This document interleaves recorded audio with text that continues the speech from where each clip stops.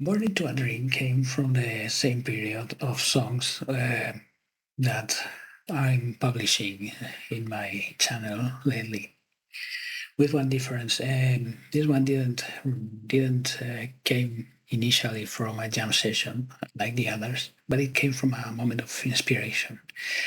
Those who are used to the process of writing songs will surely be familiar with the fact that after you've been doing it for a while, there's this phenomenon where you just start to just receive out of nowhere while you're sleeping or simply while you're distracted. You receive little fragments, little nuggets of melody or little harmonies that call your attention, and you feel you may have a song to develop in your hands. This one came just in a moment of distraction, and what I got was the 1-7-4 cadence, and on top of that, I overheard a voice like yelling, like summarizing something. So, with those simple elements were the kernel that already had everything I needed to develop it for a song, because the fact that it felt like summarizing something meant that the previous part that I had to write had to be a bit more complex. And that's how I wrote it. And also for that yelled part, the word that came to me to sing in the moment, the sentence that came was, "We are born into a dream." About that, I have to speak a bit about my spiritual needs and how I go about that, how I cope with that stuff. When I'm in need of spiritual help, I tend to go towards Buddhism just because it's a belief system that I find in tune with me, and the one that makes the most sense for me. And I like that it's a very hands-on system of beliefs. Many sacred scriptures of them are just like instruction manuals for meditation or for how to go about coping with something that you may find in life. It's totally practical, hands-on. And I love that. I find it very, very useful.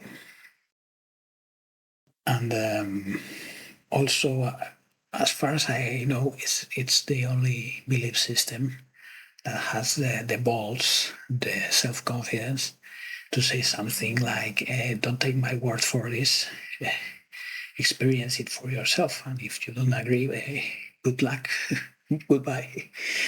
Generally, other spiritual systems that I know are more of the kind delegate your willpower, delegate your point of view, and do as I say, or you will go to hell.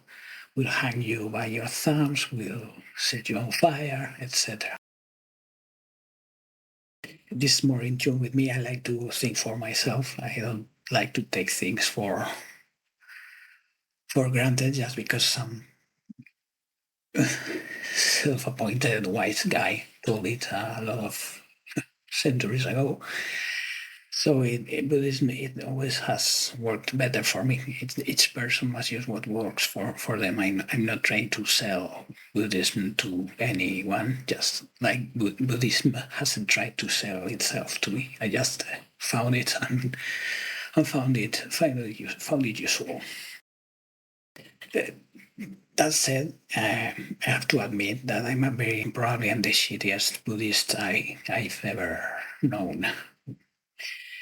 And for example, I think perhaps this is common, but I tend to forget about Buddhism unless I'm going through rough periods. Maybe that's very, very usual. I think a lot of people with different religions, etc., often they only remember their God when there's some problem and you have to ask them for something. But in my case, when I'm in a nice period, I'm happy. I'm in my bliss with my music, with my projects, my creativity, and I don't have a need of Buddhism. I hardly remember about it and its teachings. But when I'm in a bad period, on the other hand, yes, and then I start to use the Buddhism as a tool against suffering. The consolation of thinking that everything is devoid of essence, everything is fleeting. And then I start to read the sutras and practice meditation in a formal way.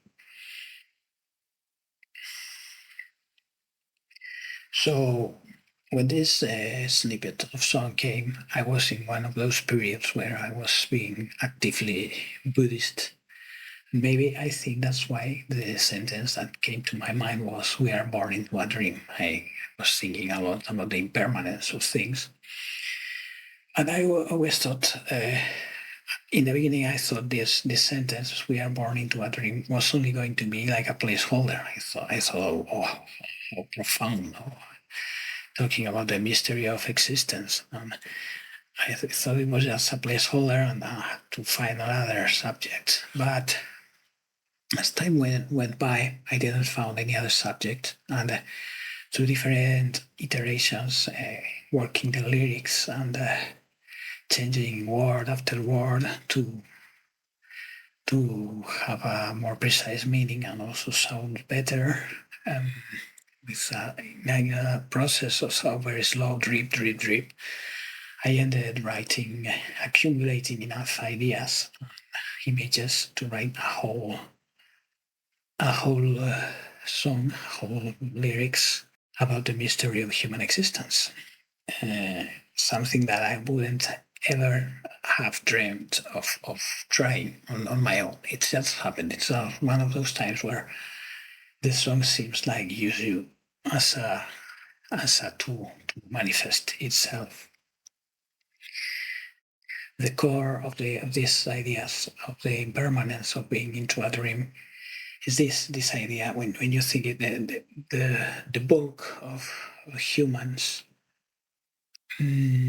their fate is at some point you die, and then once all the people who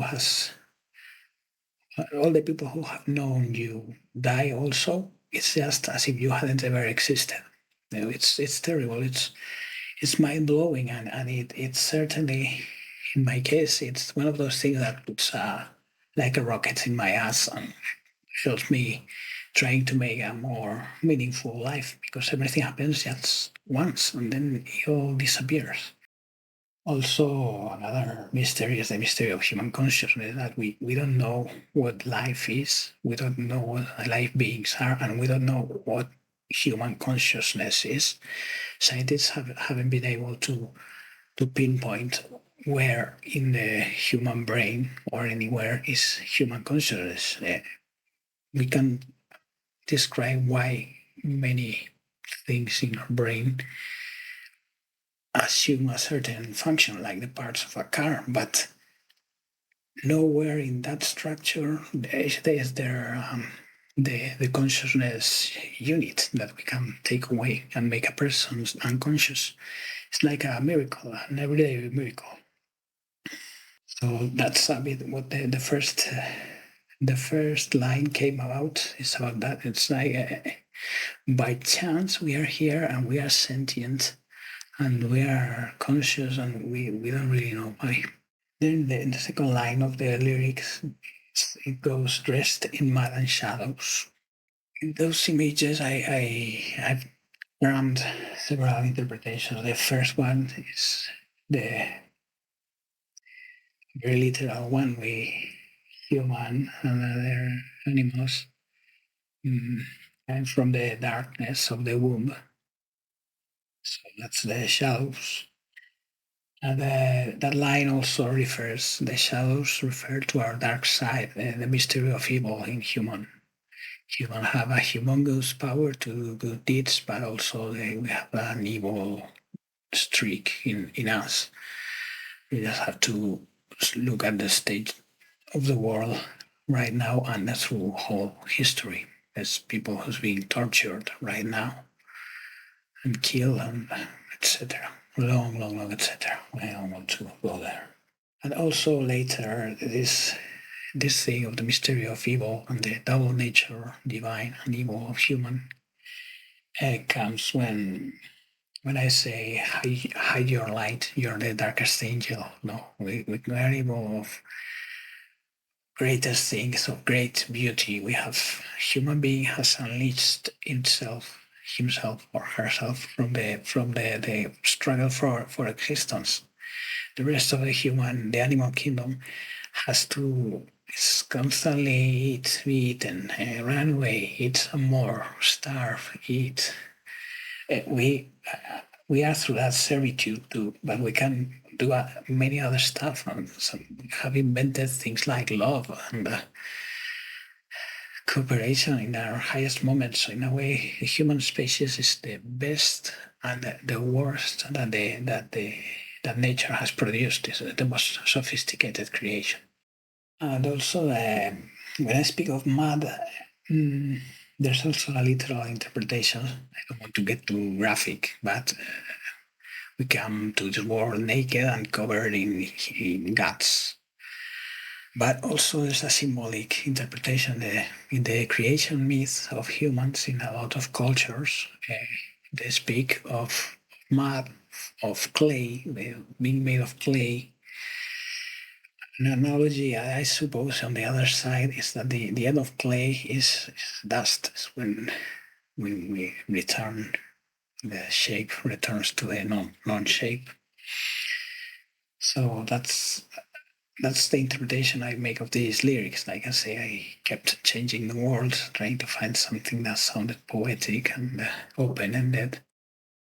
Then the next line is like a bit like simpler and a bit like more cheeky in a way. 100 steps if you're lucky, and then it's like the 100 steps is the 100 years, optimistically, of a human lifespan, and in a way it's a lot.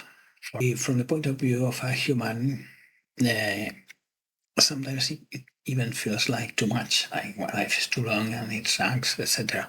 But in the grand scheme of things, it's not. It's very little. So 100 steps. It's a very small number.